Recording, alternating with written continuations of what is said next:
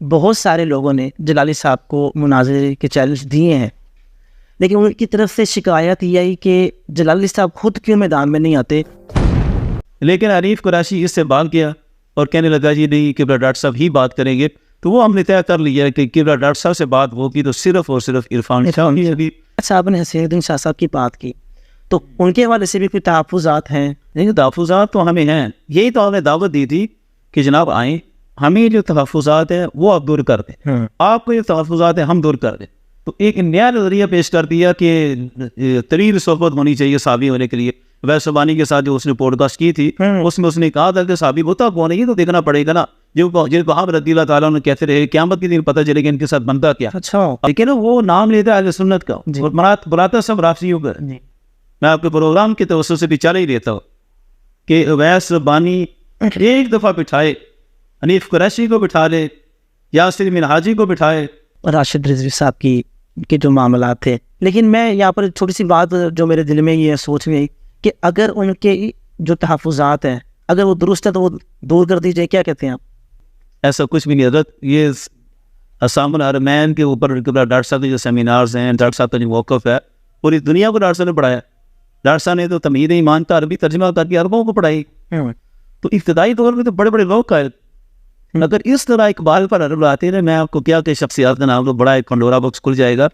خواجہ غلام فرید صاحب کوٹ مٹن شریف والے کتنی معروف ہستی ہیں، بالکل کتنا بڑا ان کا لقب ہے سلطان العاشقین. اور وہ مرزا قادیانی کے بہت بڑے بدعا تھے کہ اقبال اعلیٰ حضرت کی بارگاہ میں آئے. تو ہمارے قطب مدینہ علیہ رحمہ کا موقف ہے کہ اقبال اور محمد علی جناح صاحب دونوں آئے تھے اور انہوں نے کہا تھا کہ آپ ہماری موافقت نہیں کرتے تو ہماری مخالفت بھی نہ کریں. اقرار الحسن اور حق خطیب کے بارے میں تو اس میں وہ آپ کا تاثر یہ کیا کہ اقرار الحسن کے آپ جب وہ بلانا چاہیں آپ ان کے ساتھ جائیں گے.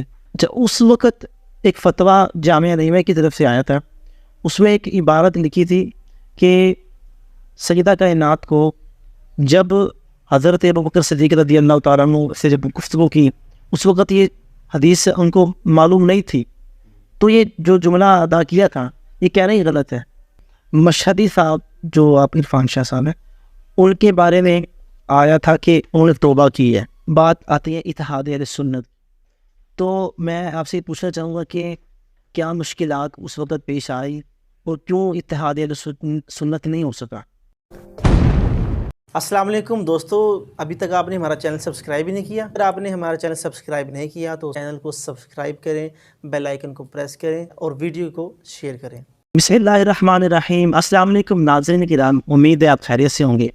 ریسنٹلی ایک پوڈ کاسٹ ہم نے کی ہے جس میں بہت سارے دوستوں کا میسیج آیا، کمنٹس آیا کہ آپ ڈاکٹر محمد اشرف آصف جلالی صاحب کے ساتھ بھی پوڈ کاسٹ کریں. تو ان سے تو پوڈ کاسٹ انشاءاللہ ہم کریں گے، لیکن آج ہمارے ساتھ ان کے ترجمان مفتی زاہد محمود نعمانی صاحب موجود ہیں.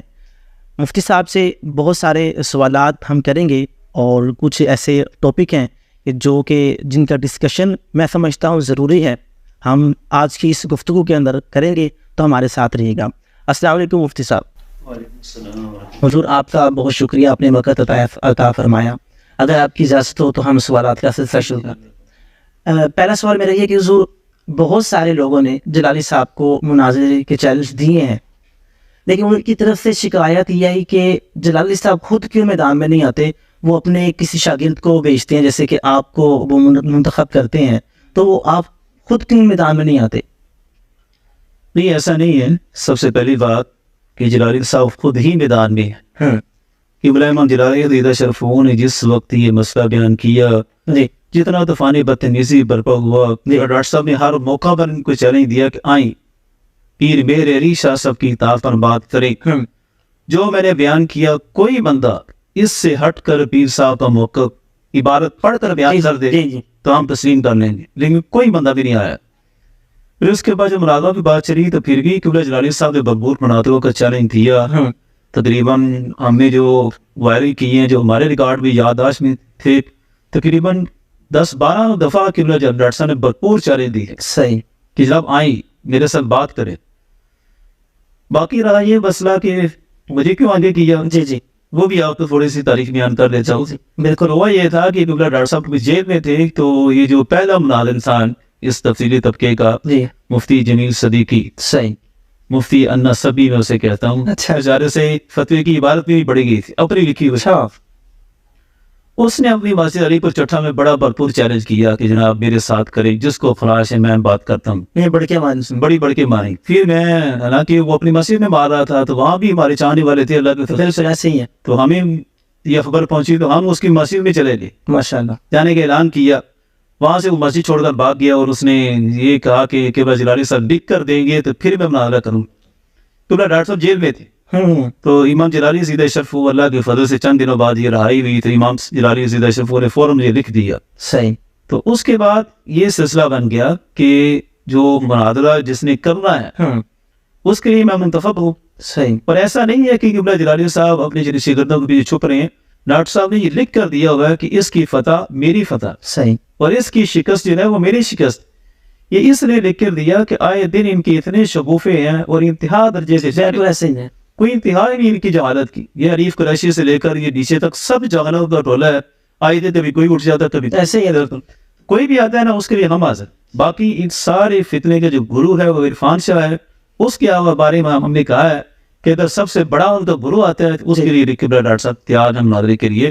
تو ڈاکٹر صاحب خود بھی تیار ہیں اور ان کے شاگرد بھی تیار ہیں. دونوں جیتے ہیں. ایسا نہیں ہے کہ ڈاکٹر صاحب نہیں ہے. بالکل. ہاں بڑا آئے گا تو اس کے لیے ہمارے بھی بڑے ہو، کوئی چھوٹا آئے گا تو اس کے لیے ہمارے چھوٹے، ہم چھوٹے ہیں تو انشاءاللہ کریں گے ان سے. جلالی صاحب کے اگر دشمنوں میں دیکھا جائے تو کثیر تعداد ہے، تو ہم 1 بائی 1 کرتے ہیں. مفتی حنیف قریشی نے بھی کوئی ڈیٹ دی تھی پچھلے دنوں، تو وہ کیا سین تھا؟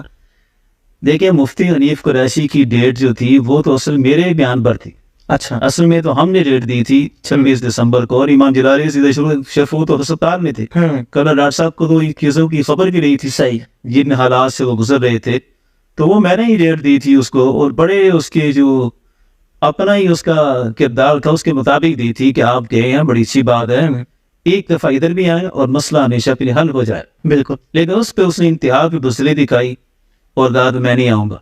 حالانکہ اس کا کام بنتا تھا کہ مجھ سے بات کرے. ہاں جی. کیونکہ دیکھیں مرزا جرمی ہے، وہ تو کیا کہہ رہا ہے کہ جناب وہ مفتی مجیب الرحمان ایسے ہی لکھ کر دے دے تو میں پکا بالکل ایسے مناظرہ کروں گا. یا تو امام جلالی سیدہ اشرف نے لکھ کر دے دی کہ کوئی زائد غمانی کو شکست دے دے وہ میری ہی شکست ہے. صحیح بات ہے. اتنی واضح بات لکھ کر دے دی. اور اصول ہے کہ الوکیل کا دل ہوتا ہے. بالکل. تو وکیل ہوں تو کل اصیل ہی ہوں. صحیح بات ہے. لیکن عریف قریشی اس سے بھاگ گیا اور کہنے لگا جی نہیں قبلہ ڈاکٹر صاحب ہی بات کریں گے. تو وہ ہم نے طے کر لیا ہے کہ قبلہ ڈاکٹر صاحب سے بات ہوگی تو صرف اور صرف عرفان شاہ کی ہوگی، اور حنیف قریشی سے بھی ہو سکتی ہے. وہ بھی ہم نے بات حل کی ہے. ہم نے کہا ٹھیک ہے حنیف قریشی بات کرے، لیکن عرفان شاہ، حسین الدین شاہ، ریاض شاہ، عبد القادر شاہ ٹچ پارٹی، یہ سارے لوگ اس کے لکھ کر دیں تاکہ مسئلہ کسی نتیجے پر پہنچ سکے. اس طرح تو سارے زندگی ان کے بوکو بہان جی بھگتتے رہیں گے، یہ تو ختم نہیں ہوگا. انجینئر کا بھی یہ شکوہ ہے کہ آپ کسی کو لکھوا کے لائیں تب ہم مانوں گا، تو وہ بھی کیسے کہہ رہے تو وہ سمجھے کہ وہ اس نے تو کرنا ہی نہیں نا. وہ تو انتہا درجے پاگل کے راستے کہتا ہے. اس کی ساری کہانی جو ہے نا وہ پروپیگنڈے پر ہے. وہ جو بشار کی کہانی ہے نا اس کی بھی یہ سیم کہانی ہے. یہ دلیل کی بنیاد پر میدان میں آنا ہی نہیں، بس پروپیگنڈا ہے. کرتے جاؤ جتنا ہو سکتا ہے کرتے شور مچاتے جاؤ، باقی اس نے کبھی میدان میں آنا ہی نہیں. حالانکہ وہ تو اعتراف کر چکا ہے کہ بریلوی مسئلے کی جو ترجمانی ہے وہ بار بار کہہ رہا ہے ایسے ہی. لیکن جب کہتے ہیں کہ آؤ پھر بھاگ جاتا ہے. تو یہ شتر مرد ہے، نہ شتر ہے نہ مرد ہے درمیان میں. اچھا آپ نے حسین الدین شاہ صاحب کی بات کی تو ان کے حوالے سے بھی کوئی تحفظات ہیں؟ نہیں تحفظات تو ہمیں ہیں. یہی تو ہم نے دعوت دی تھی کہ جناب آئیں، ہمیں جو تحفظات ہیں وہ آپ دور کر دیں، آپ کو جو تحفظات ہیں ہم دور کر دیں. میں نے جو عریف قریشی کو چیلنج دیا تھا وہ میری ابتدائی پوڈ کاسٹ جو بھی سننے والے نے سنے، میں نے بڑے مہذب انداز سے کہا تھا عریف قریشی صاحب آپ بیٹھی. ایک وقت تھا کہ ہمارے درمیان اتنی دنیا بھی نہیں تھی، آپ بیٹھے، آپ مجھے مطمئن کریں گے، میں آپ کے دست بوسی کر کے آپ کو رخصت کروں گا. اور ہم بھی اگر کوئی کمی ہے عقیدہ اہل سنت کے لحاظ سے کوئی موقف غلط بیان ہوا تو آپ ہمیں ثابت کر دیں. بے شک اس بحث کو ختم کرتے ہیں اور جو اہل سنت کے جو دشمن ہیں، جو مسلک رضا کے دشمن ہیں، ان کے خلاف اپنی توانائیاں صرف کرتے ہیں. بالکل. لیکن حنیف قریشی کو پتہ ہے کہ ہم غلط ہیں. حسین الدین شاہ ہو یا دیگر ہوں، ان سب سے تحفظات ہیں افضلیت کے مسئلے میں، عدالت صحابہ کے مسئلے میں.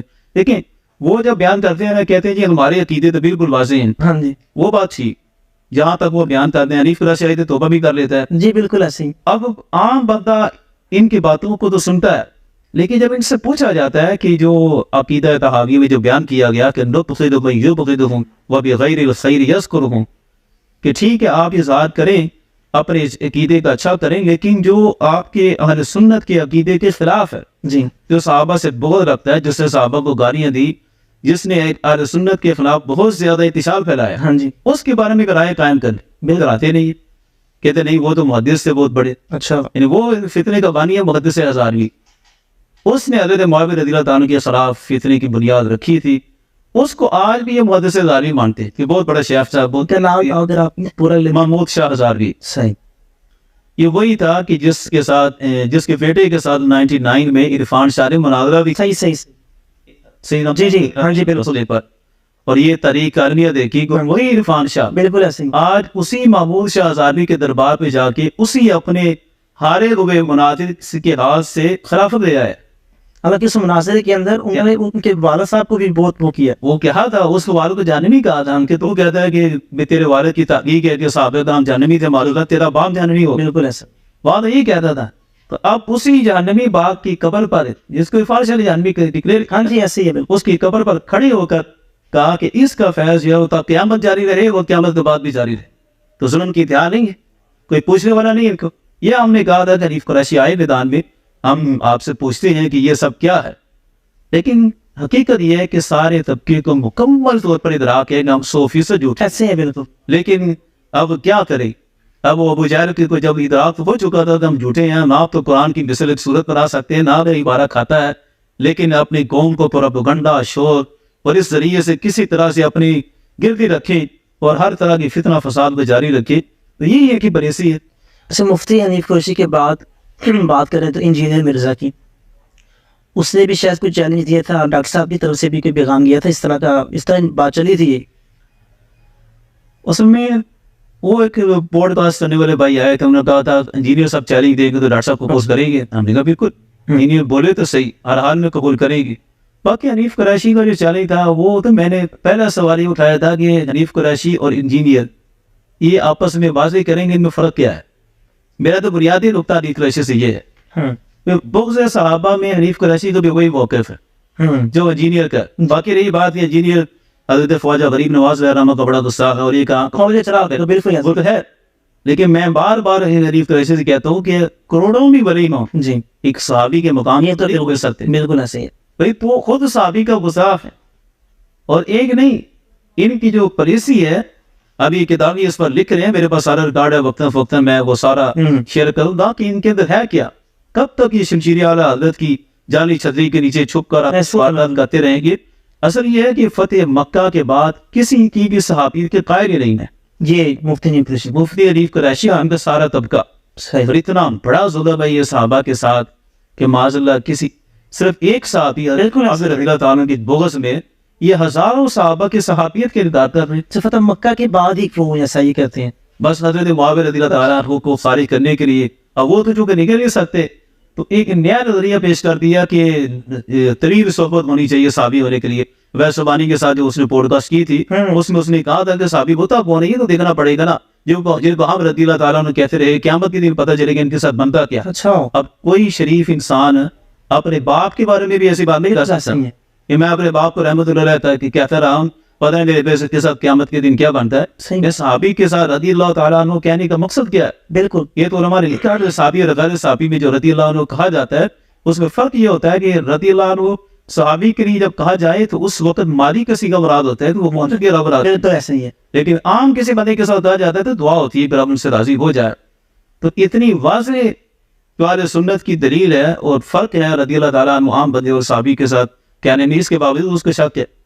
اصل ان کے پیچھے آئیڈیالوجی ہے جس کو یہ چھپا کر بیٹھی ہے، اس کو وقتاً فوقتاً یہ طریقے سے اظہار کرتے ہیں۔ جس طرح 30 سال بعد ریاض شاہ کو آپ روڈ اٹھنے شروع ہوئے نا، اعلیٰ حضرت نے یہ بھی گستاخی لکھی ہے، مجھے پتا ہے کہ یہ بھی گستاخی کی، یہ بھی۔ آج وہ انٹرویو میں کہہ رہا تھا، اویس ربانی کے ساتھ ہی تھا، وہ کہہ رہا تھا میں نے سیٹلمنٹ کی تھی۔ اچھا 30 سال، اس نے کہا 30 سال پہلے آپ یہ اہل سنت کے صدر رہے، کہ نا میں نے سیٹلمنٹ کی۔ یہ سیٹلمنٹ کیا ہے؟ انگلش میں سیٹلمنٹ ہے، روافظ کے یہاں یہ تقیہ ہے اور ہم اسے منافقت کہتے ہیں۔ تو یہ حنیف قریشی میں منافقت ہے، صحیح، یہ صرف منافقت کر کے اہل سنت کی باتیں کر کے اپنے فتنے کو وقتاً فوقتاً آگے آگے بڑھانا چاہتے ہیں، اور ہماری کوشش ہے انشاءاللہ ان کو ایکسپوز کر کے رہیں گے. ان کے اندر جو چھپا ہوا رزق ہے یا تو سے توبہ کریں، سیدھی طرح سامنے آئے. بالکل ہم تو نہیں چاہتے کہ عقائد اہل سنت ہیں ان پر آ جائیں. بھی آپ خود کہتے ہیں میں شمشیر اعلیٰ حضرت اعلیٰ حضرت کے عقائد پر آ جائیں. ٹھیک ہے، چند باتوں میں آپ اختلاف رکھنا چاہتے ہیں وہ الگ مسئلہ، لیکن جن باتوں پر اہل سنت کے عقیدے کا مدار ہے، جن کو ضروریات مذہب اہل سنت کہا جاتا ہے، ان سے بھی اگر اعلیٰ حضرت سے اختلاف کرنا ہے، جتنا ثانی سے اختلاف کرنا ہے، تو پھر پیچھے کیا رہا؟ بالکل، پھر آپ کس بات کی شمشیر اعلیٰ حضرت؟ بات اس پر آئے گی نا. صحیح بات ہے. یہ بس آپ نے 26 نومبر کی بھی تھوڑی بات کی، تو یہاں پر 26 نومبر کے حوالے سے کچھ لوگ یہ بھی کہہ رہے تھے کہ یار چلو ایک فتنے کو تو وہ مطلب کہ وہ ہار ہوگی، تو آپ اس کا ساتھ دیتے ہیں حنیف قریشی کا. دیکھیں یار، بندے کی اپنی اپنی سوچ ہے. میں نے کئی دفعہ اس بات کا اظہار کیا کہ ہماری تحریک جو ہے وہ صرف اینٹی مرزا نہیں، ہماری تحریک جو ہے وہ احیاء عقیدہ اہل سنت ہے. صحیح. اگر تو صرف اینٹی مرزا ورک ہے تو ٹھیک ہے، وہ کریں، لیکن ایک فتنہ دبانے کے ساتھ 10 فتنے اگر کھڑے ہونے ہیں تو اس سے پھر کیا فائدہ؟ بھگوان نے نہ دی ہاتھ سے دے کر اگر آزاد و ملت ہے ایسی تجارت میں مسلمان و خسارہ. بالکل.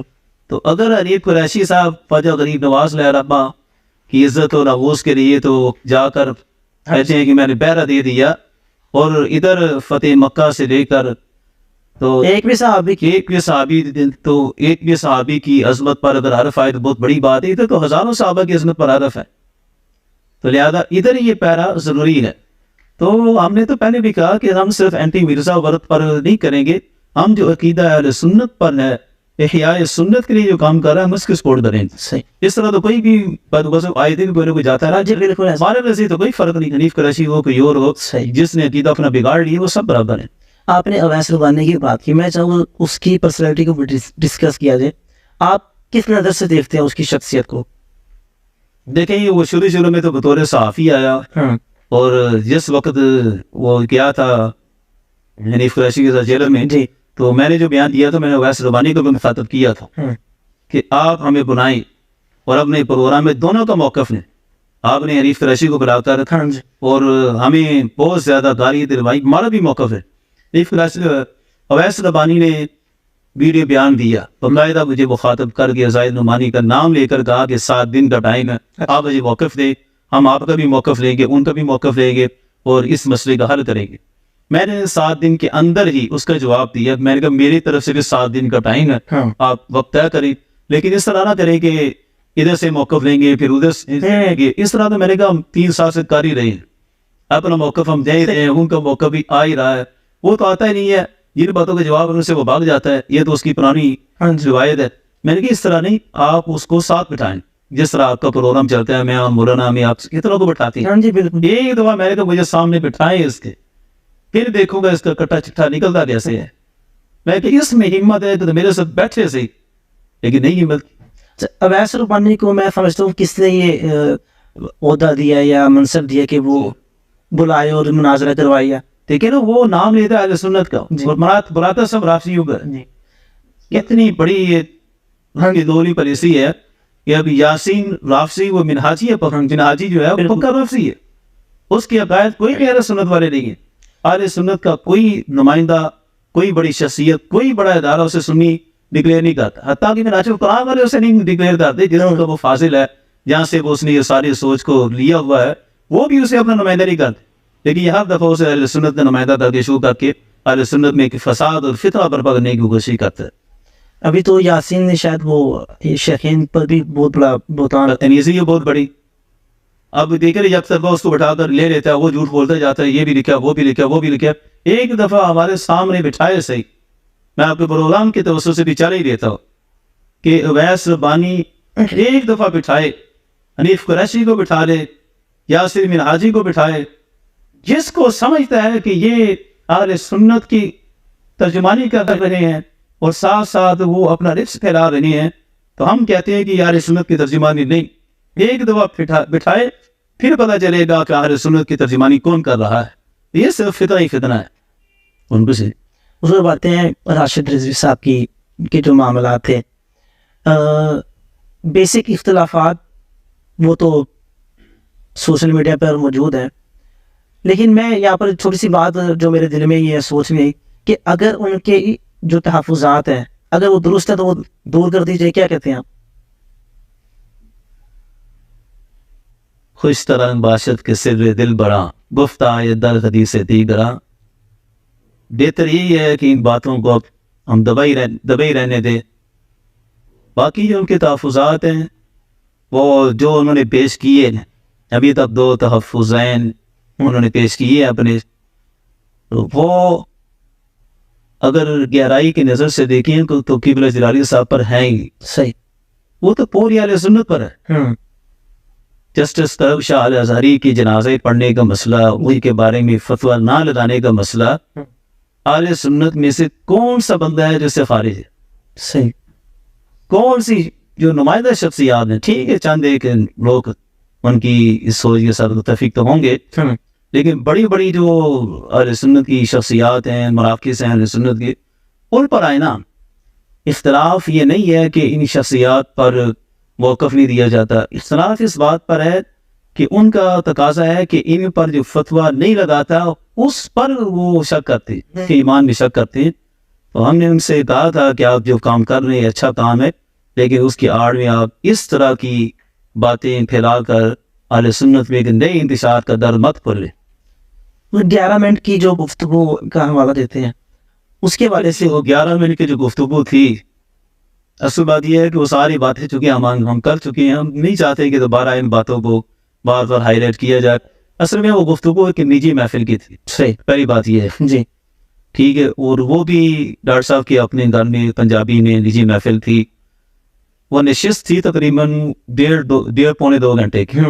اس میں سے 11 منٹ نکال کے انہوں نے ایک نتیجہ حاصل کر لیا کہ یہ ہے صحیح. اب جو 11 منٹ ہیں, کوئی بھی عقل مند ہے, دیکھیں ہم بھی جواب دینے کا اصول ہے کہ جس کا ہم نے کلپ کاٹا ہے نا اس کی ساری ریکارڈنگ ہم محفوظ رکھتے ہیں, تاکہ کل کبھی بھی وہ یہ اعتراض اٹھا سکتے ہیں کہ اب انہوں نے کلپ کاٹا ہے تو اس کی اصل ریکارڈنگ تو ہمارے پاس ہو. ہم نے کہا تھا جناب اس 11 منٹ میں آپ اصل لے کر آئیں, اصل ان کے پاس تھی نہیں, تو وہ تو پھر ساری حافظے کی بنیاد پر تھی. تو ہم نے قبلہ جلالی صاحب سے پوچھا تھا, حافظے کی بنیاد پر قبلہ جلالی صاحب کو یاد تھا, تو اس 11 منٹ میں جو اگلی گفتگو تھی جو اعتراضات اٹھ رہے تھے, اگلی گفتگو میں سارے اعتراضات کا ازالہ ہو چکا تھا. باقی اتنا ہی تھا ان کا کہ جی یہ گفتگو وہ گفتگو ہے. دیکھیں قبلہ جلالی صاحب کی 11 منٹ کی گفتگو خفیہ ریکارڈنگ, وہ بھی 1.5 گھنٹے کی نشست سے ایک نتیجہ حاصل کر لیا گیا. اس کی کیا نصیحت؟ 30 سالہ خطابت کا دور ہے قبلہ جلالی صاحب کا, مسلک اہل سنت کی خدمات کا دور ہے, اور سینکڑوں کیا ہزاروں خطبات ہیں اور ہزاروں کانفرنسیں ہیں, اور لاکھوں لوگوں سے قبلہ جلالی صاحب مل رہی ہیں. کوئی ایک بندہ تو آدر بیان کرے کہ ان کے بارے میں یہ کمی ہے, ان کے خطبات سے لے کر آئے, ان کی کتابوں سے لے کر آئے, ان کی کانفرنسز سے لے کر آئے, یا جن شخصیات سے ملے ہیں ان کا وقف لے کر آئے. یہ ایسے ہی ایک خفیہ کوئی ریکارڈنگ کر کے چلا گیا, اور اس ریکارڈنگ میں بھی جو مابعد گفتگو تھی اس میں ان ساری باتوں کا ازالہ موجود تھا, وہ ساری باتیں کلیئر تھی. لیکن خیر میں مقاصد ہے. ریکارڈنگ کب کی ہے, مطلب کتنا ٹائم ہو گیا اس ریکارڈنگ؟ تقریباً 2011 کی ہے. اچھا 10 کیا یہ تو 13 سال پرانی ریکارڈنگ. لیکن اس میں کچھ بھی نہیں تھا, ایسا کچھ بھی نہیں جن کا انہوں نے نام لیا اسام الحرمین کے والے سے, ایسا کچھ بھی نہیں. حضرت یہ اسام الحرمین کے اوپر ڈاکٹر صاحب کے جو سیمینارز ہیں, ڈاکٹر صاحب کا جو موقف ہے, پوری دنیا کو ڈاکٹر صاحب نے پڑھایا. ڈاکٹر صاحب نے تو تمہید ایمان کا عربی ترجمہ کر کے عربوں کو پڑھائی, عربوں کو اعلیٰ حضرت کا مسلک سکھانے کی کوشش کی. تو ان کے بارے میں ایسی باتیں کرنا تو استغفر اللہ, بدگمانی کے سوا کچھ بھی نہیں. باقی جن کا انہوں نے نام لیا تو وہ سارے مفتیان کرام نے اصل حقائق کو دیکھ لیا تھا. وہ ہماری چونکہ بہت سی باتیں جو ہے نا وہ کیمرے کے اوپر ہر چیز ہوتی بھی نہیں ہے, وہ ہماری ان سے جو ڈسکشن چلی تھی اس میں بھی سارے مطمئن تھے, کوئی ایسا مسئلہ نہیں. اللہ کی فضل سے سب باتوں کا حل جو ہے وہ مکمل طور سے ہو چکا ہے. آپ نے جب یہ معاملہ چلا تھا تو آپ نے اپنی گفتگو کے اندر کچھ پرسنل ایشو بھی ڈسکس کیے تھے وہاں پر ان کے بارے میں, تو کیا آپ سمجھتے ہیں وہ ایک جذباتی پن تھا یا بس؟ دیکھیے وہ پرسنل ایشو میرے خیال سے وہ کسی ریکارڈنگ سے نہیں ہوئے تھے. تو ہم خود تو ان کے اللہ اس طرح کی باتیں کرنا پسند نہیں کرتے. روم آپ کے پاس وہ تو وہ خود مانتے ہیں, وہ میرے ساتھ جو کی طویل نشست رہی تھی 7.5 گھنٹے, اس میں تو ساری باتیں بڑے اچھے انداز میں ہنسی مذاق بھی چلتی رہی. یعنی یہ جو فتویٰ تھا اس میں بھی ان کے ساتھ ایک اور ہوتا تھا, وہ فتویٰ لے کر گیا قبلہ حافظ عبدالستار سعیدی صاحب حافظ اللہ علیہ کو ان سے کافی اور زندگی عطا فرمائے, بہت نفع بخش شخصیت حاصل کے لیے. بالکل. تو وہ میں نے یاد کرایا ان کو, میں نے کہا یہ آپ کو یاد ہے آپ فتویٰ لے کر یہ جس فتوے کو آپ قبلہ جلالی صاحب کے اوپر کہہ رہے ہیں کہ ڈاکٹر صاحب اس پہ ہمارا ساتھ بھی دیتے, یہ آپ لے کر گئے تھے قبلہ حافظ عبدالستار سعیدی صاحب کے پاس, تو کیا ہوا تھا؟ اب یہ چونکہ ہم اکٹھے پڑے ہیں, یہ بھی سمجھے کہ ان کے لیے بدقسمتی ہے, یہ میرے لیے. تو وہ مجھے یاد ہے کہ جیسے وہ فتویٰ لے کر گیا تو اندر سے بہت آوازیں آنے لگی. قبلہ سعیدی صاحب نے پھر خوب پٹائی کی اس کی. ویسے پھر باہر جب آیا تو میں نے کہا کیا ہوا تھا, تو راجہ رضوی صاحب کہنے لگے کچھ نہیں, زیادہ سے زیادہ تو کوئی نہیں, واپس ایک انگلی توڑی تھی آپ صاحب نے. یہ ان کا انداز تھا کہ ایک انگلی توڑی تھی, زیادہ نہیں مارا تھا. یہ ٹھیک ہے, مطلب یہ کہ اگر اس طرح ہماری شخصیات کے ایمان کے اوپر اگر وہ شک کریں گے کہ جناب اس فتوے میں ساتھ نہیں دیتے, تو پھر میں نے کہا تھا کہ جنہوں نے باقاعدہ ڈنڈے مارے اور انگلیاں توڑ دی ان کا آپ کیا کریں. لیکن بڑے افسوس کے ساتھ میں اس بات کا بھی اظہار کر ہی دیتا ہوں, راشد رضوی صاحب ان کو آپ کبھی بھی اہل سنت کی کسی اجتماعی فورم پر نہیں دیکھیں گے, یا کسی بڑی شخصیت کے جنازے پر وہ کوئی بڑی کانفرنس میں یا اہل سنت کی بڑی شخصیات جمع ہو نہیں آئیں گے. پتہ نہیں کیوں ان کو ہر ایک کے ایمان میں شک ہے. ایسا نہیں ہونا چاہیے. ایک وسیع ظرفی سواد عادت باہر رہا, اگر سارے بندے ایمان سے فارغ ہو گئے, نہیں ٹھیک ہے, وہ اپنے طور پر شک کرتے ہیں کہ یہ بھی کمی ہے وہ بھی کمی ہے. احتیاط ہے یا میں سمجھتا غلوب ہے. مطلب اقبال کے بارے میں جو ان کے خیالات ہیں, میرا نہیں کیا وہ کسی طرح بھی قابل قبول ہے. چلے میں وہ سوال میرا تھا, میں آ جاتا ہوں کہ جو نظریات یا وہ بیان کرتے ہیں ڈاکٹر اقبال کے بارے میں, تو قادیانیوں کی حمایت یا تعریفیں کے بارے میں بھی ہے بہت سارے, تو کیا یہ اگر حقیقت ہے تو اس کا وضاحت ضروری نہیں؟ پہلی بات یہ ہے کہ اقبال جو ایک بہت بڑی شخصیت ہے, اقبال نے اپنے زمانے میں بہت بڑا کام بھی کیا اور بہت بڑے محاذ پر اس نے ایک جمع بھی کی. جس وقت اقبال ایک نظریہ اسلام دو قومی نظریے کو لے کر چلا تھا, تو سمجھے اس کی مخالفت میں بہت بڑا طبقہ تھا. جی, آل انڈیا جو تھی جمعیت علماء ہند, کانگریس کے علماء, تو ہم یہ سمجھتے ہیں جہاں اقبال کے حمایتی تھے, اقبال کا پیغام تھا, تو اقبال کے خلاف سازشیں بھی بہت بڑی. اقبال کے نظریات کو سمجھنے کے لیے میں کھلے لفظوں سب کو دعوت دیتا ہوں کہ صرف اور صرف اقبال کی ذاتیات جو ذاتی تحریر ہے وہی کافی ہے. اقبال کو سمجھنے کے لیے کسی کا ریفرنس دینا تو فلان اقبال کے بارے میں یہ لکھا, فلان نے وہ لکھا, تو ہم سمجھتے ہیں کہ بہت بڑا حصہ جو ہے نا وہ سازشی لوگوں کا کہ جنہوں نے اقبال کو ڈیمیج کرنے کی کوشش کی. اقبال نے دیوبندی جو تھے علماء دین ان کی تعریفیں نہیں کی. نہیں, دیوبندیوں کے ساتھ اس کی باقاعدہ لڑائی ہو چکی تھی. سے دیوبند حسین احمد اینچا بلاجبیس سرود بر سر منبر کے ملت اس وطنس چب خبر سے محمد عربیس و مصطفیٰ برسان فیشراد دین ہماؤس کرباؤن رسیدی تمام ابول حبیس. ان کی شیخ الہند حسین و مدنی میں وہ ماج ابو لہب کا, تو ان کے ساتھ اس کی ایک لڑائی تھی.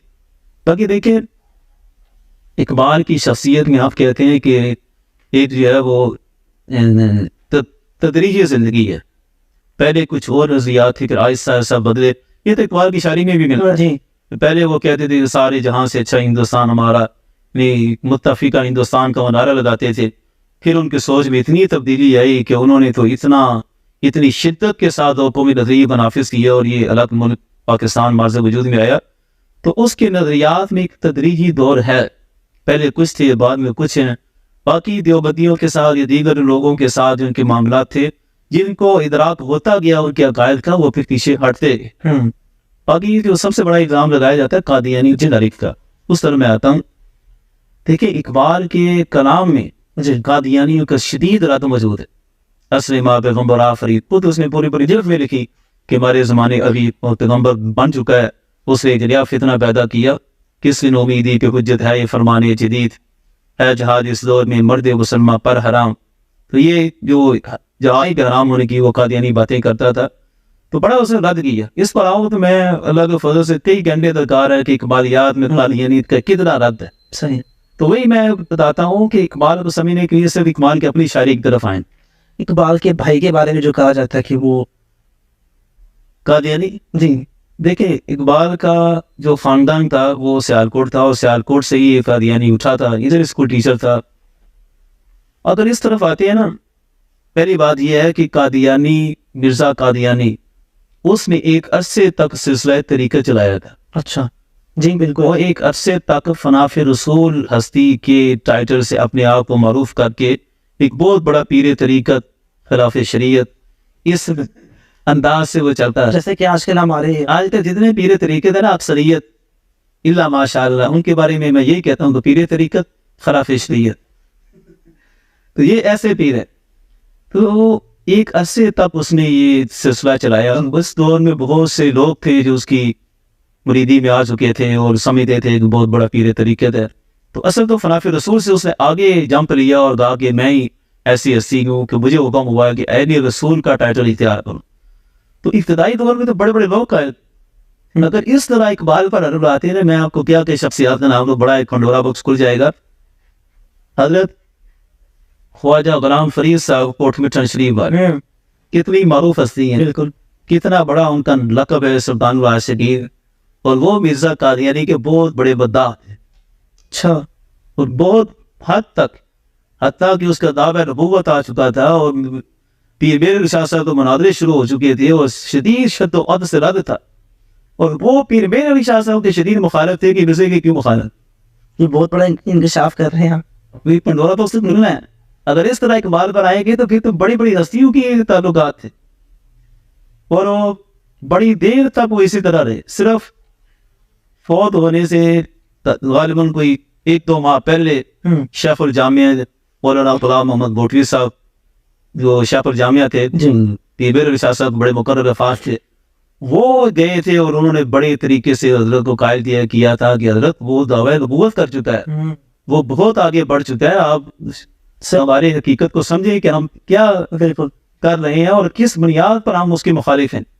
تو پھر حضور خواجہ غلام فرید صاحب کوٹ مٹن شریف والے وہ پھر قائل ہوئے، اور پھر ختم نبوت کانفرنس ہوئی، شیخ الجامعہ وہاں تشریف لے گئے. تو پھر یہ تھوڑا دور واپس آیا. یہ کہتے تھے شخصیت پرستی کے، شخصیت پرستی یہ سمجھے، یا ان کو اصل معاملہ سے آگاہی نہیں. جس آج سوشل میڈیا کے پر ادھر سے بات چلے گی کہاں سے لاب ایسے جائے گی، وہ تو مواصلات کا اتنا نظام نہیں تھا، بات کو پہنچتے پہنچتے بڑا عرصہ لگ جاتا تھا. تو یہ ایک مثال ہے، اور بھی بڑی ایسی مثالیں ہیں کہ بڑے بڑے لوگ تھے جو مرزا قادیانی کے مداح تھے. جس وقت وہ اسلام کی ترجمانی کرتا تھا، مناظرے کرتا تھا، اور ساری اس کی باتیں اسلام والی تھیں، لیکن بعد میں اس نے آگے سے آگے سٹیپ لیے، ان باتوں سے واقع نہ ہو سکے.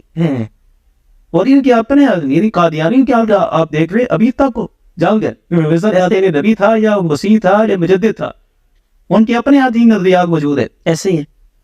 تو جن باتوں میں بھی پہلے لوگوں نے ساتھ دیا، انہوں نے صرف ایک اس کو مجدد تک سمجھا تھا، وہ بھی اپنی غلط فہمی کی بنیاد پر ہو جاتا ہے. اس طرح بڑے بڑے لوگوں سے معاملات ہو جاتے ہیں. تو اقبال کے خاندان کے افراد ہوں یا کوئی بھی ہوں، ان کے والدین کے بارے میں بدگمانی کی گئی، ایسا نہیں ہے. وہ اتنی دیر تک ساتھ ہیں جب تک یہ اسلام کا لیبل لگا کر اور اسلام کا ایک بڑا فرقہ بن کر سامنے آیا تھا، وہ لوگ ساتھ تھے. جیسے اس نے دعویٰ نبوت کیا، پھر ہمارے علماء نے تحریک شروع کی، تو اللہ کے فضل سے سارے لوگ پیچھے ہٹ چکے تھے. ہاں ایک رشتہ دار اقبال کا تھا جو قادیانی رہا، وہ شیخ اعجاز ہے، غالباً اقبال کا وہ ماموں تھا یا بچوں کا ماموں تھا، اس طرح کوئی رشتہ دار تھا، تو وہ قادیانی رہا. اس کا اقبال پر تو گئی عرف نہیں. یہ تو کسی کا بھی ہو سکتا ہے، رشتہ دار قادیانی ہو جائے تو وہ شخصیت ہی ڈیمیج ہو جائے، ایسا تو نہیں ہوتا. اس لیے قادیانی کی تعریف میں اقبال نے کوئی ایسی بات نہیں کی. صحیح. راشد عزیز صاحب کے پاس جو لٹریچر ہے، وہ ان کی کچھ خطوط ہے، وہ ہم کہتے ہیں کہ جناب اقبال کو سمجھنے کے لیے صرف اقبال کا لٹریچر اور بس. صحیح. ادھر ادھر کی باتیں لینا اور اس پر رائے قائم کرنا وہ مناسب نہیں، کیونکہ اس کی اپنی جو کہ تحریریں موجود ہیں، اپنا اس کا مواد موجود ہے. اپنے مواد کے ہوتے ہوئے ادھر ادھر کی باتیں لینے کا کوئی فائدہ نہیں. حضور راشد عزیز صاحب بہت اچھے انسان ہیں. میں آپ سے گزارش کروں کوئی ایسا محبت بھرا پیغام ان کی طرف آپ پھر پہنچائے جس سے معاملہ جو ہے وہ حل کی طرف جائے، تو آپ کیا پیغام دینا چاہیں؟ میں ان کو یہی پیغام دینا چاہوں گا کہ وہ اقبال کے بارے میں وہی نظریہ رکھیں جو اعلیٰ حضرت نے رکھا ہے. اندر کی بات بتاؤں گا، اگرچہ یہ تاریخ دان یہ بات نہیں مانتے اور شاید اس بات کو ڈینائی بھی کریں گے، اقبال اعلیٰ حضرت کی بارگاہ میں بھی گئے، اور اس کے گواہ کون ہیں؟ جی حضرت شیخ ضیاء الدین قطب مدینہ لہرا. اچھا، اب ہمارے یہاں تو وہ بہت بڑی مسلح بستی ہے، جی بالکل. ان کی بات کو کوئی رد کرتا ہے تو کرتا پھرے، لیکن ہم تو دل و جان سے ان پر قربان ہیں. ہم تو مانیں گے، ہم تو نہیں تصور کر سکتے کہ ہمارے قطب مدینہ بھی جھوٹ بولتے رہے. استغفر اللہ، ایسا نہیں ہے.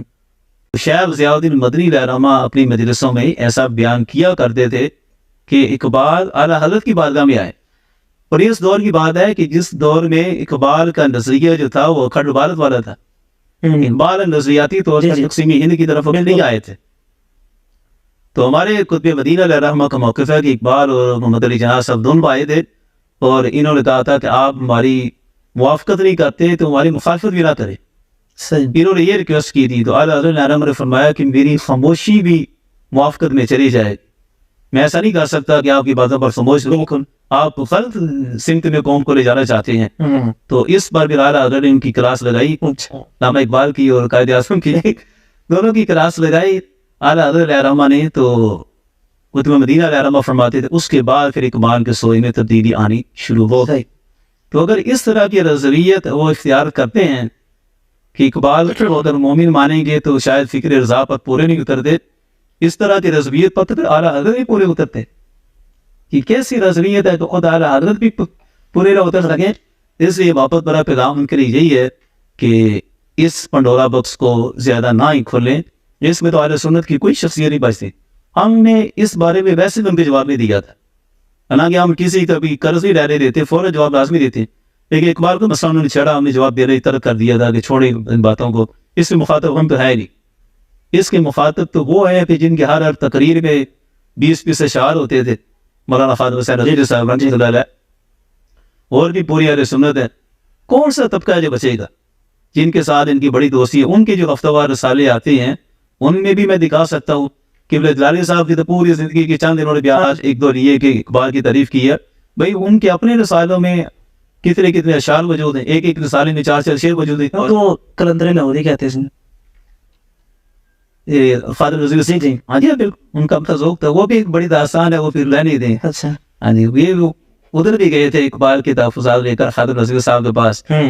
وہ بس رہنے تم کو پتہ ہے مجھے بھی پتہ. کیا ایسے بیٹھک ہو سکتی جس میں مفتی راشد صاحب اور جلالی صاحب کی آپس میں ملاقات ہو اور یہ آپس میں بیٹھ کر جو ہے معاملہ سورٹ آؤٹ کر لیں تاکہ مسئلہ ہمیشہ کے لیے ختم ہو جائے؟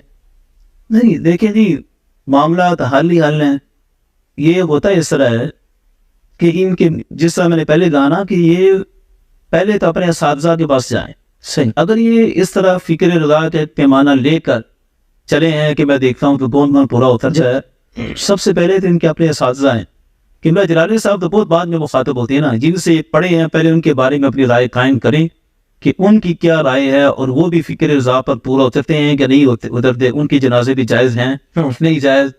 یہ جامعہ نعیمیہ کے، جامعہ نظامیہ کی جتنے شیوخ ہیں جی دو جامعات میں یہ پڑھے ہیں، پہلے ان کے پاس جائیں، ان سے یہ اپنی ساری رائے لے کر آئیں، پھر ہمارے پاس مان تو مخاطب نہیں. صحیح. سیدھی سی بات ہے. یہ ڈاکٹر صاحب سے تحفظات یہ دیکھیں، اقبال کا مسئلہ ایسے ہے کہ یہ اہل سنت کے پاکستان کے کسی بھی فرد پر یہ اٹھا کر چل پڑیں گے کہ یہ بھی اقبال کو یہ سب پر آئے گا یا اقبال کو مومن سمجھتے ہیں، لہذا ان کے بارے میں یہی شک ہے تو لہذا ان کے بارے میں ایسا فتویٰ ہونا چاہیے.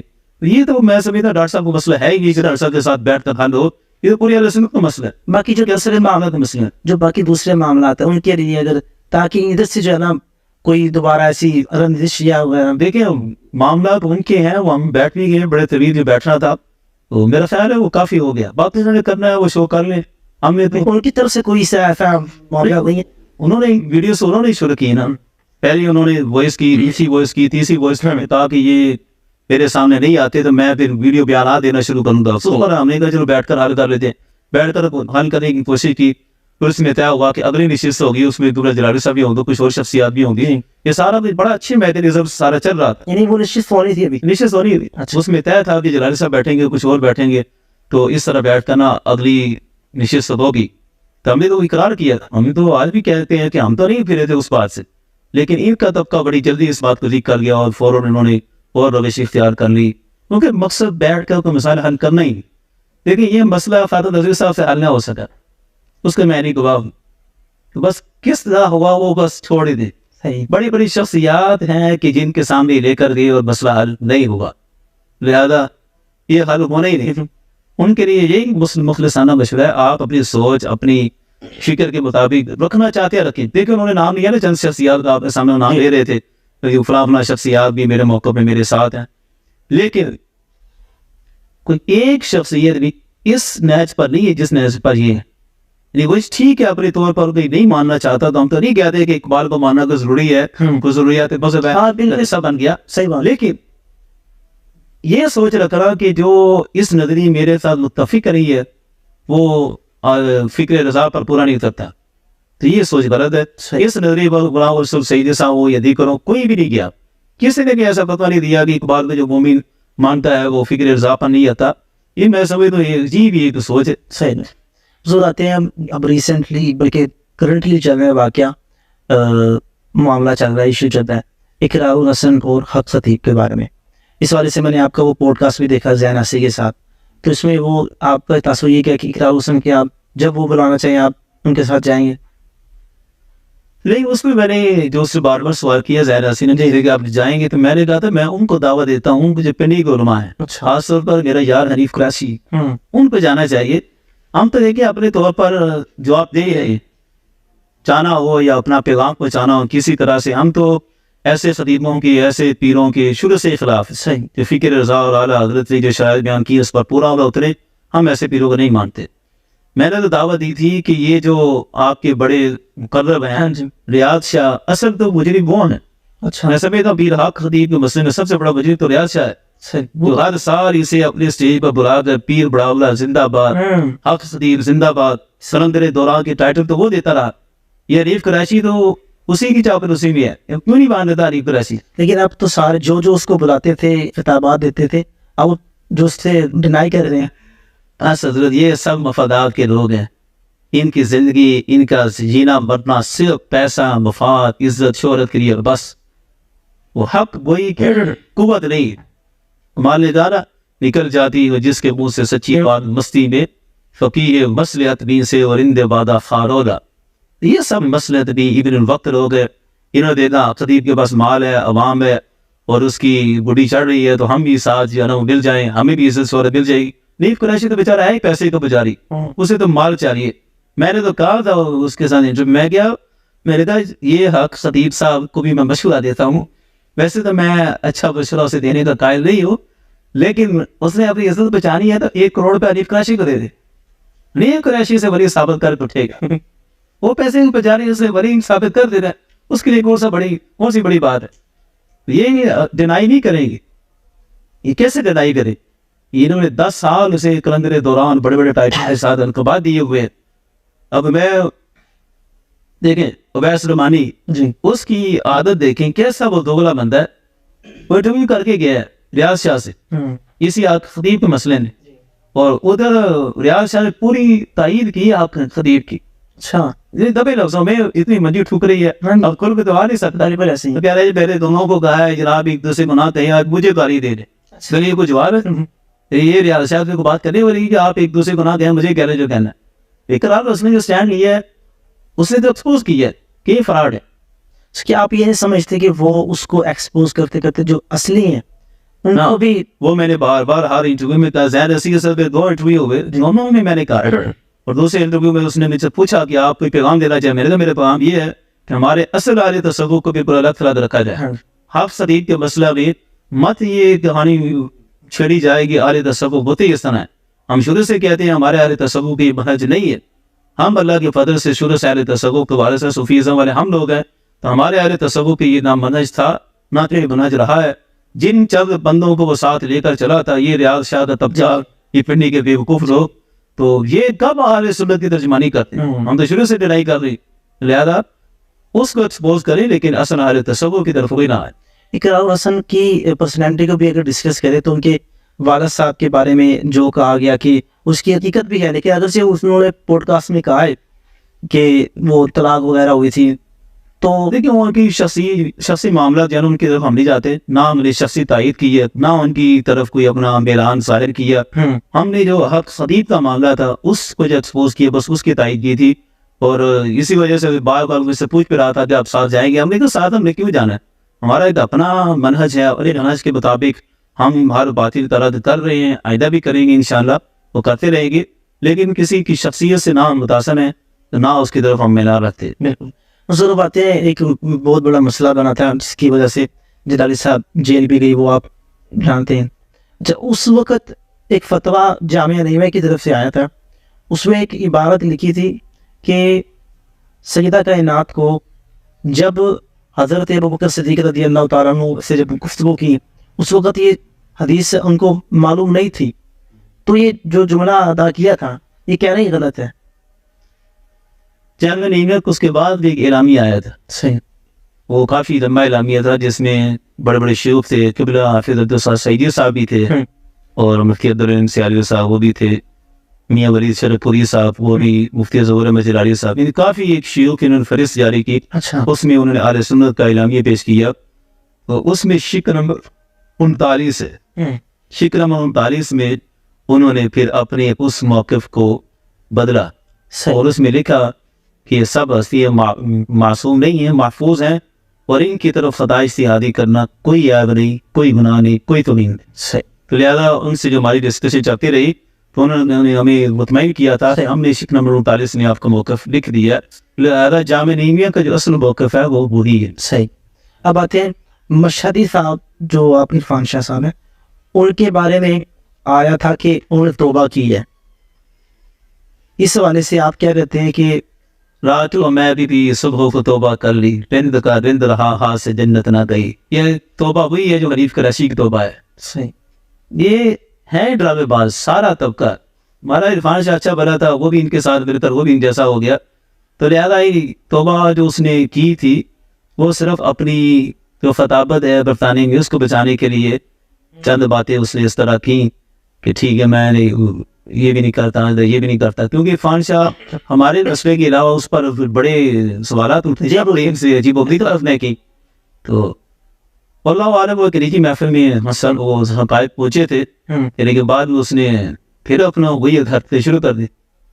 ابھی نجی محفل میں کیا تھا میں دوبارہ نہیں پھر فتنہ میرے کی طرف جاتا. ہم نے کھلی آفر رکھی تھی کہ عرفان شاہ ہمارے ساتھ ایگری کر لے کہ دوبارہ فتنہ میرے کی طرف نہیں جائے گا، جتنے تفسیری ہیں جتنے بدبزر ہیں ان سے بائیکاٹ کرے گا اور عقیدہ اہل سنت بیان کرے گا، ہم اپنی جنگ کو عرفان شاہ کے ساتھ ختم کر دیتے ہیں. وہ یہ بھی نہیں چاہتا، اس طرح بھی نہیں آتا. یعنی وہ بھی حریف کراچی کی طرح پیسے کا پجاری ہو گیا کہ بس مال ملنا چاہیے.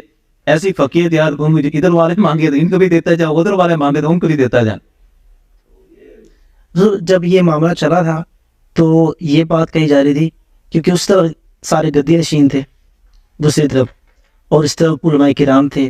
گدی نشین یہاں پر بھی سجادہ نشین تھے بہت سارے. یہ کہا جا رہا تھا مولوی ایک طرف ہو گئے ہیں اور جتنے پیر تھے وہ ایک طرف ہو گیا، ٹھیک ہے، اور وہ سیدہ کائنات کی حکومت کے لیے جو وہ کھڑے ہیں. بس وہ میں نے شروع میں کہا نا، پیر طریقت خلاف شریعت. ایسے پیروں کی تو ہمیں کوئی پرواہ نہیں. میراث میں آئی رہی مسند ارشاد صاحبوں کے تصرف میں اوقابوں کا نشیمن. یہ کیا چیز ہے؟ یہ پور سیدہ والے پیر صاحب جی سب سے زیادہ کھڑے تھے، یہ اپنے والد صاحب کی زبان تک پھاڑ لیتے. اور وہ جو منور شاہ جماعتی وہ جو ہیلی کاپٹر والی سرکار ہے، پورا مینار پاکستان جیسا ہی معاملہ لے کر آ جاتا ہے، وہ اپنے والد کو ہی پڑھ لیتا ہے کہ اس کے والد فکرہ ریلیہ محمود شاہ ہزاروی کے بارے میں کیا کچھ لکھا ہوا ہے، تو اسے کچھ حیا تھی. جس پیر کو اپنے والد صاحب کی زندگی کبھی نہیں پتا جی انہوں نے کیا دین کی ترجمانی کرنی. صحیح بات. اور سچ پوچھے تو میں ذاتی طور پر یہ گدی نشینی اور یہ پیری کا سلسلہ اس کے ہم قائل نہیں. بالکل. یہ کیا ہے کہ ایک بندہ چلا گیا اس کی گدی پر، اس میں جائز بیٹھا تو بیٹھ گیا تو سمجھے یہ ہوتا ہے وہ ہوتا ہے. نہ یہ صحابہ میں یہ سلسلہ تھا. سیدنا ابوبکر صدیق رضی اللہ عنہ کے بعد ان کے بیٹے تو معمولی شخصیت نہیں تھی. حضرت عمر کے بیٹے عبداللہ بن عمر معمولی تو نہیں تھے. صحیح بات. لیکن انہوں نے تو جس کو کافر سمجھے اس کو آگے کیا. بالکل. صوفیہ کرام کو بھی دیکھ لے، حضرت خواجہ غریب نواز لہرامہ جی ان کے بیٹے نہیں تھے. آج اجمیر کی بسی اینٹ ٹوٹے تو 10 ایسے مرشی نکلتے ہیں. بالکل. ان کے اپنے بیٹے کا کوئی نام مجھے نہیں بتا دے، کوئی چشتی بیان کرے کہ ان کے بیٹے کا کیا نام تھا.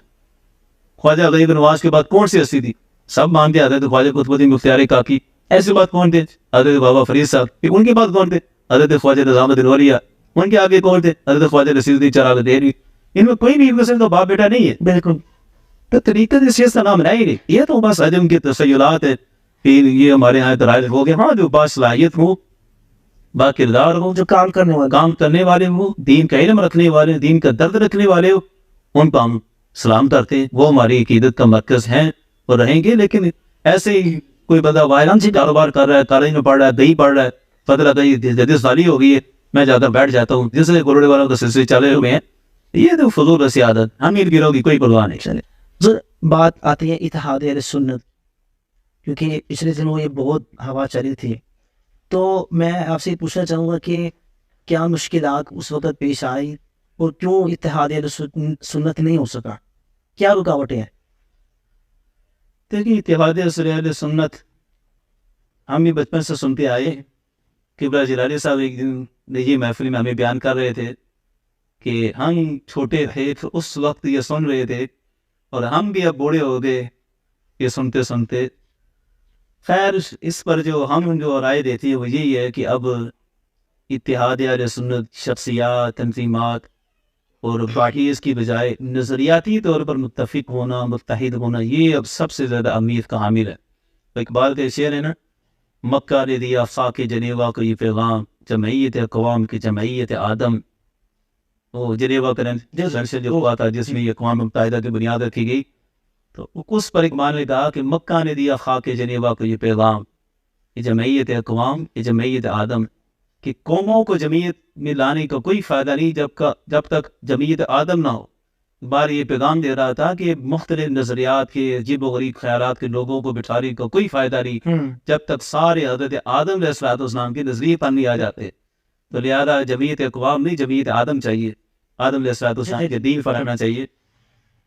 اسی سے اب یہی پیغام دیں گے کہ ٹھیک ہے اپنے اپنے کام میں جہاں کوئی لگا ہے وہ لگا رہے، لیکن نظریاتی طور پر سب کا اعلیٰ حضرت مجدد الفسانی، تاجدار کوڑا، حضرت شاہ عبدالحق محدث دہلوی، جو ہماری شخصیات اہل سنت کی، ان کے نظریات پر متفق ہونا ضروری ہے۔ فی زمانہ یہی بڑی خرابی ہے کہ اتحاد تو کر رہے ہیں لیکن ان سے کہ جو اہل سنت ہی نہیں ہیں، جو اہل سنت کے نظریے سے ہٹے ہوئے ہیں، تو ہم تو ان سب کو یہ دعوت دیں گے کہ سب سے پہلے عقیدہ اہل سنت کو جانا۔ بالکل، ابھی حنیف کراچی اور یہ ٹھنڈی کا طبقہ، محمود شاہ زاہد کی جو خلفاء ہیں، اب یہ 30-40 سال سے اہل سنت کا لیول ادا کر گھسے ہوئے، کسی نے شمشیر اعلیٰ حضرت کا ٹائٹل اختیار کیا، کوئی جناب جماعت اہل سنت کا صدر بنا، کوئی ٹھیک بالکل عرض کے نہیں بنا، اور ان سے عقیدہ پوچھیں تو کسی کی بھی نظریہ اعلیٰ حضرت کے ساتھ متفق نہیں۔ تو لہذا اتحاد ہوتا ہے یا نہیں ہوتا، نظریاتی طور پر متحد ہو جائیں، ہماری یہی کوشش ہے۔ صحیح، کوئی پیغام دینا چاہیے ہمارے ناظرین کو؟ ہاں بالکل، ہماری طرف سے یہی پیغام ہے کہ عقیدہ اہل سنت کے لحاظ سے جو ہمارے اسلاف کی تعلیمات ہیں بس اس پر کاربند رہے، اور جتنا بھی حنیف کراچی کا طبقہ اور یہ اہل سنت کے باغی لوگ، ان سے اپنے آپ کو بچا کر رکھیں کہ جتنا مرضی شور مچا لیں انشاءاللہ یہ کبھی بھی آگے نہیں بڑھ سکتے۔ یہ فتنہ حویلیاں محمود شاہ زاہد کے خلفاء دب کے رہیں گے اور اعلیٰ حضرت اور مجدد الفسانی رحمہ کی فکر انشاءاللہ بلند ہو کر رہے گا۔ ناظرین، امید ہے آپ کو آج کی گفتگو سے بہت سارا علم اور بہت سارے جو خدشات تھے وہ دور ہو گئے ہوں گے۔ اپنا بہت سارا خیال رکھیں، ہمارے اس چینل کا بھی۔ اللہ حافظ۔